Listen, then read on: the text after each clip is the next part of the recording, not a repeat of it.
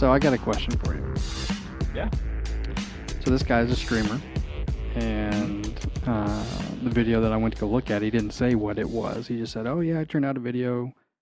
So I went to go check out the video, and I realized he basically did a 55-second ad for him playing the game on Twitch. So Mm-hmm.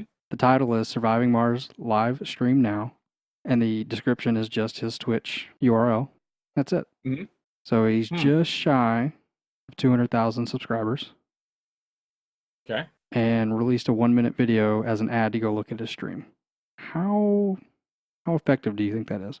Well, my gut tells me that that video won't get promoted. Like, it doesn't have what I think is the right kind of base stats to like ever go viral.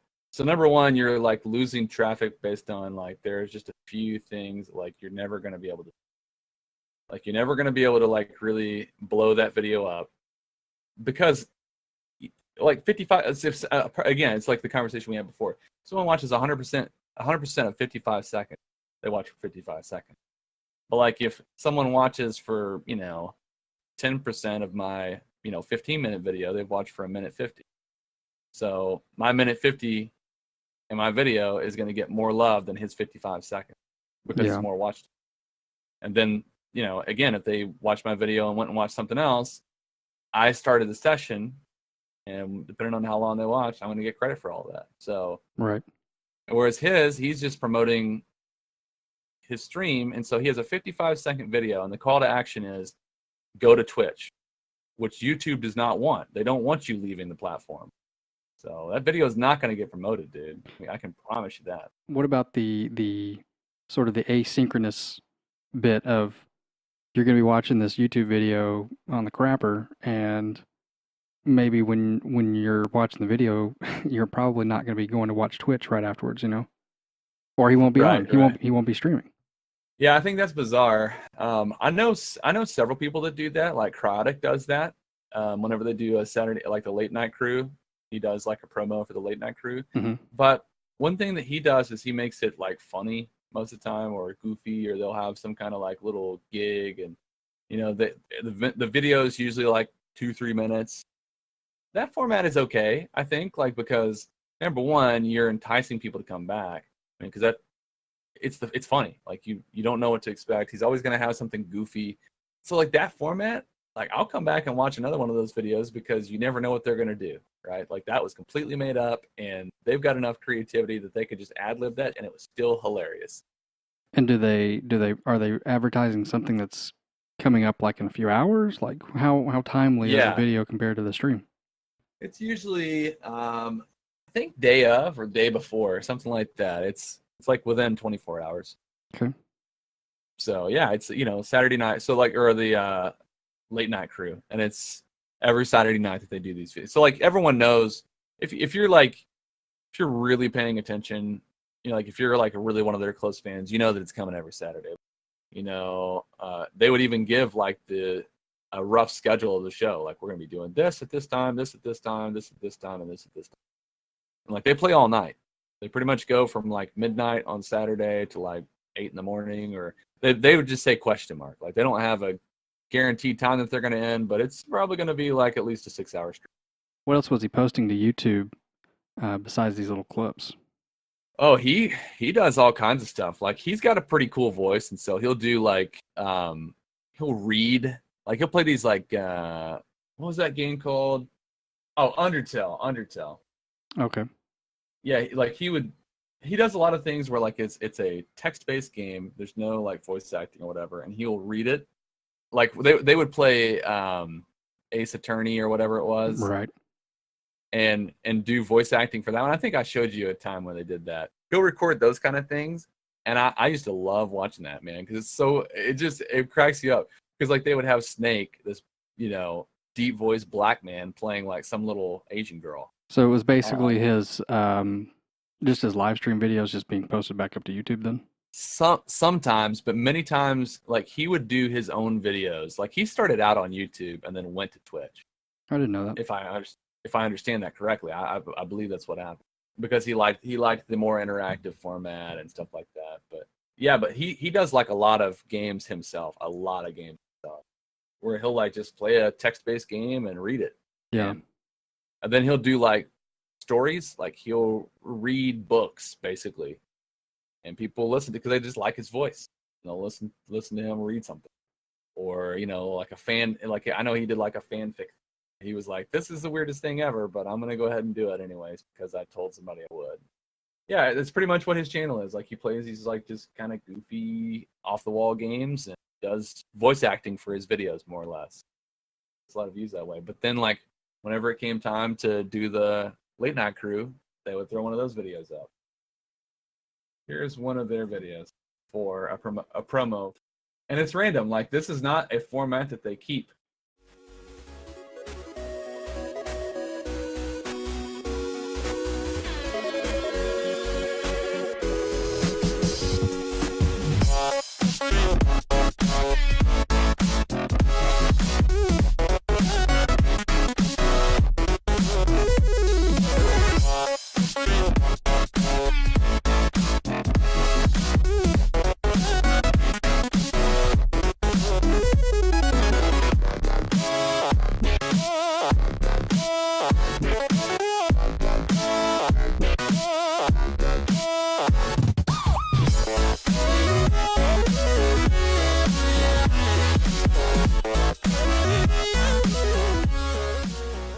So 2.7 million subscribers, 27,000 views.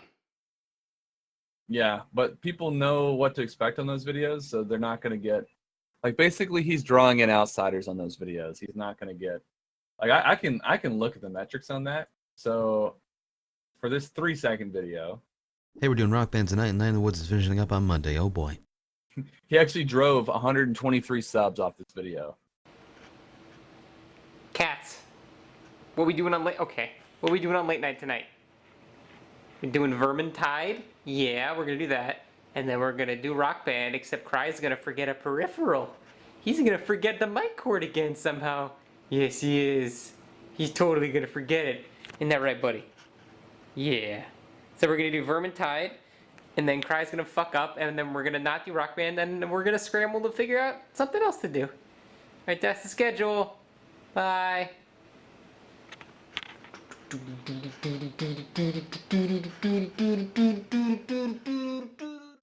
Okay, so this video has 22,000 views. It drove 123 subs, 1,820 engagements. So that's like likes, dislikes, comments, shares, for an 8.3% engagement rate, which is really high for a video with 22K views. 75% average view time. Their video tags are stream tags, cat tags, thick cats, MMMF. Yeah, they don't seem to be optimizing the video much. No. What do you think about a 1% view ratio to subscribers? What does subscribers mean if you're getting 1% of the people watching your promo to see what you're going to be doing? Is that telling you that the people on YouTube don't care about you live streaming? Well, let's compare it to other videos he's put out. Okay, because like all the stream announcement videos are not going to get a lot of views. If you look at other videos he's putting out, videos within the last, it's 1 month ago or less. Okay, so here's one with 45K, here's one with 58K, one with 115K on this one as well. 94, 93, 81, 87, 85, 69, 61. So just back to the other though, with Cryaotic, the numbers you were putting out there, that's only 2 or 3, maybe sometimes 4% of that number still. That's interesting. Sure.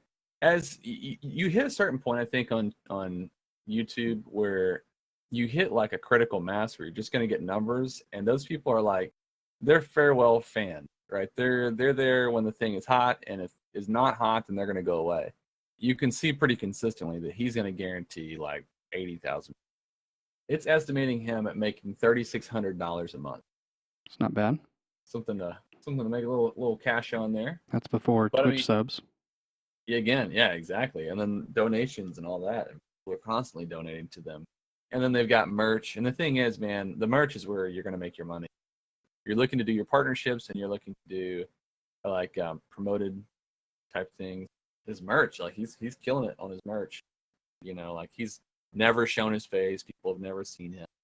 He is very hidden. I mean, he knows PewDiePie, and even with all that, like, has never been seen. Yeah, I can see. So like, how many views he's had in the last 30 days? 2.4 million. That's a lot. Yeah, he has 57.9 average daily subs. And again, all before Twitch, all before subscription, anything like that. Yeah. Average daily views 80,000. Yeah, man. Yeah, it's cool. Like this tool, I could see everything. I can actually see his subscriber and view rank, 172nd in subscriber rank, and 3,456 view rank. Do you think? What do you think YouTube does with that number as far as padding it, or if it's going to go down, making it go down gently, kind of interpolating that downfall rather than necessarily, if it's a waterfall or if it's a cascade, rather, like, what do you think they're doing with that number? Yeah, I don't know. So see, what I've heard is I've heard people say, in one sense, that if your channel is growing, that like, so I watched this video and this guy was talking about how to have like that explosive factor. Yeah, so his point was like they kind of watch how your channel is trending, and there's a certain point where if you've been putting out videos and people are enjoying them and continue to come back and they're watching, engaging, and like they see like an increase, they like basically they track progress over time. And so they don't expect anyone to be good at YouTube when you first start out, right? They kind of see like, okay, they're measuring engagement, they're measuring view time, they're measuring, average view duration, they're measuring session time, that kind of stuff. And then like, if they say, okay, like, hey, here's where he started out at. And then like, hey, a month later, a quarter later, a half year later, here's where he's at. This guy was, I think he was trying to hint that basically they look at it by the quarters. I don't know that that's exactly what they do, but I don't know if he was more or less giving quarters as an example or quarters as like this is exactly how they do it. I doubt he knows that, so I'm gonna guess he was just taking a stab at it, but more or less saying like, okay, if they look at this 30 days and the previous 30 days and they see that there's this big spike, that some of that is like, okay, you're brand new, you're not going to have numbers, so you will have those big kind of jumps. But then like once you've kind of been rolling for a while and you continue to grow, continue to get watch time and stuff like that, they're looking for like a big increase. And if they see you increasing, like he said, that they're going to be more likely to recommend your video. Mm-hmm. So more or less, like, again, their end goal is more watch time. So if they think that you can deliver that, then you're going to get recommended, and you're going to get like, if they really think you can deliver that at a very high level, you're going to get recommended not just from one video to another, but you're going to get recommended from the browse feature on the homepage, or you're going to be recommended in a trending video or something like that. And dude, those go crazy. Those that's where you want to be, because if you find a video in either one of those spots, buckle up, because your channel is going to blow up, dude. Yeah, like that is guaranteed success. And what he was saying is like, your goal as a YouTuber is that if you want to be successful, you have to get recommended in the browse feature. And he's like, and when you do, your response to that determines how big your channel blows up.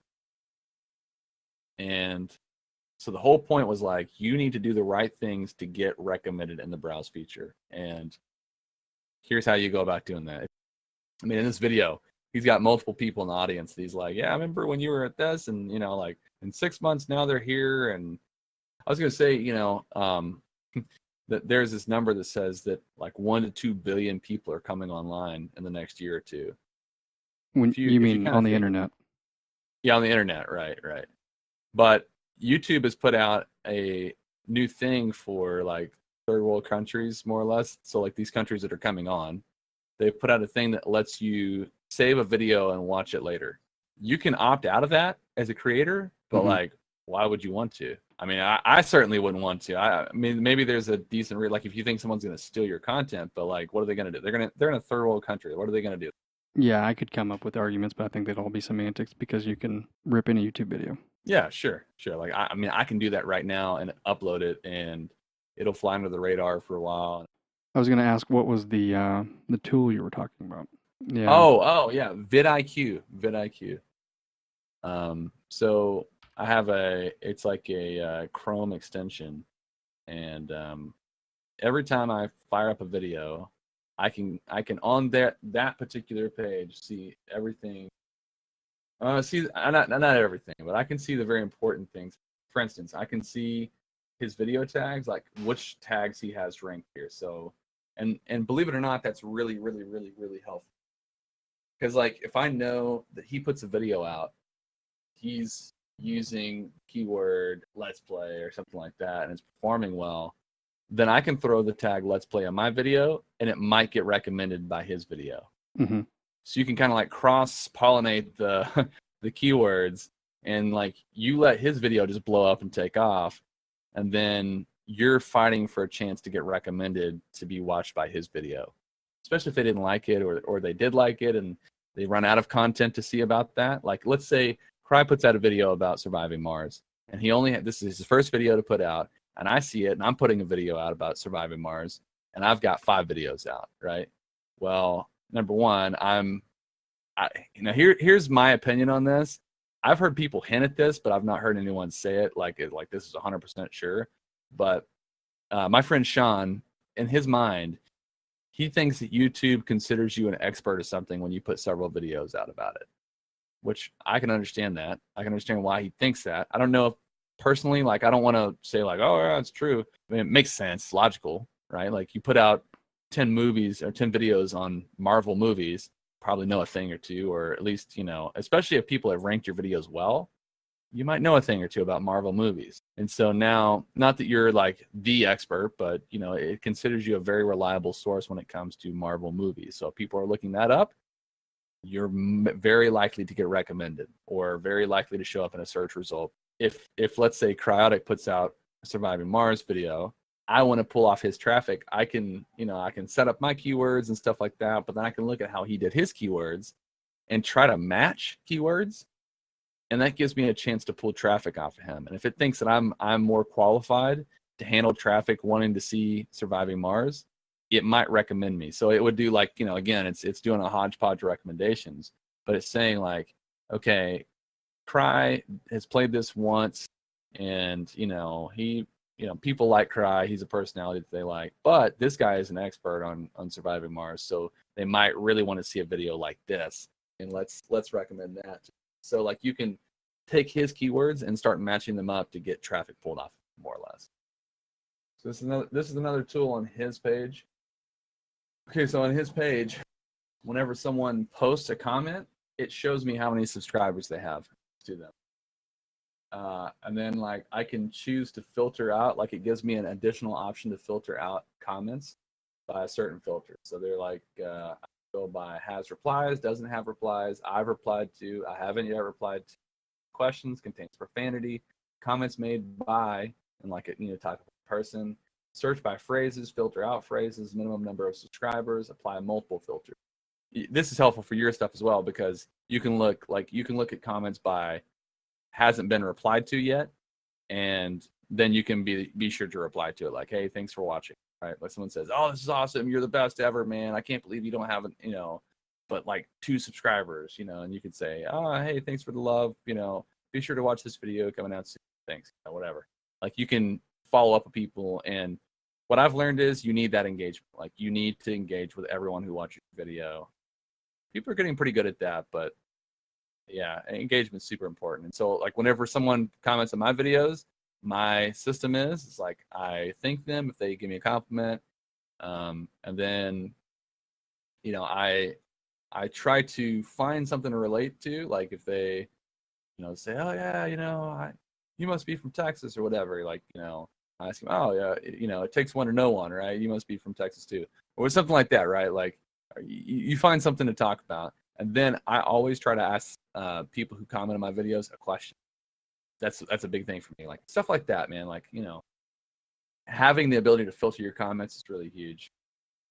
I have like this group of guys that, I'm kind of like learning and growing with. And they're helpful in a sense because like it's good to talk to other people who are in your exact spot. But dude, I'm outperforming a lot of the people I'm with, and I need to find people who are higher than me. And what's tough about that is there are a lot of people with more subs than me, but they don't have more views than me. Again, like I say, my videos are not awesome. They're doing well, and it's like I think it's because I've figured out how to promote those videos like through the algorithm. You don't think that the reason they don't have views is content?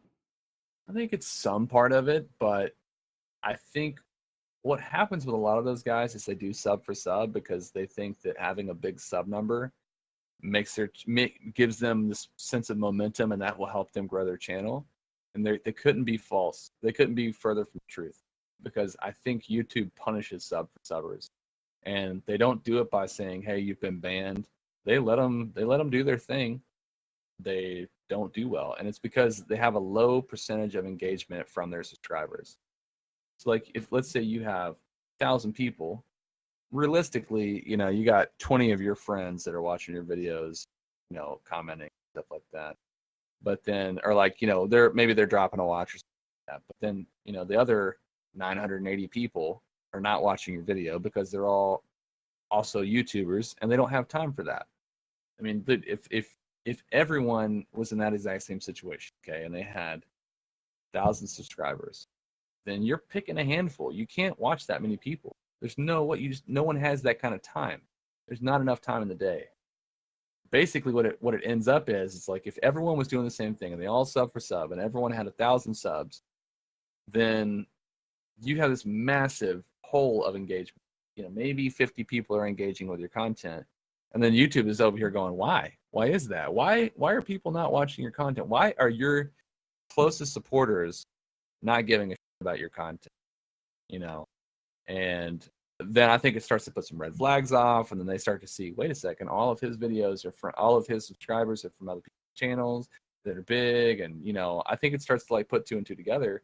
And basically what it means is you're not getting recommended. Now, if you want to hustle and you want to get it out there and push it on Facebook and Reddit and all that stuff, that's what they want you to do. Like, YouTube wants people from outside sources, and it used to be so much so that like if you did any of that, like if you brought people to the platform, they heavily rewarded you. But now it's not that way anymore. What you have to do is you need to create this group, post content that they enjoy.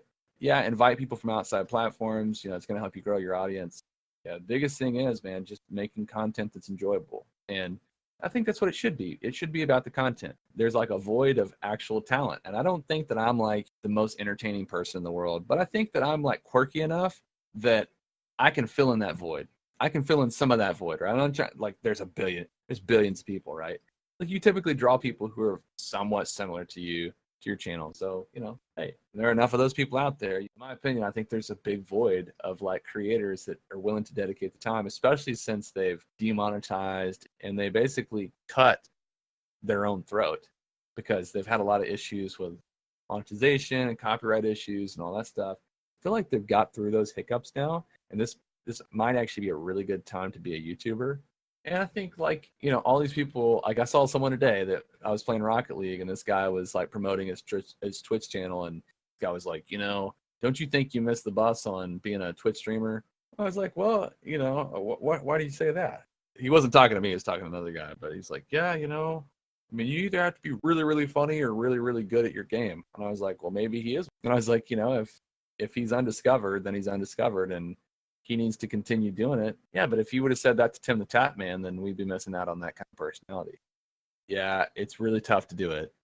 But just because something's really tough doesn't mean you shouldn't do it. If he enjoys it, do it, man. Like, what do you.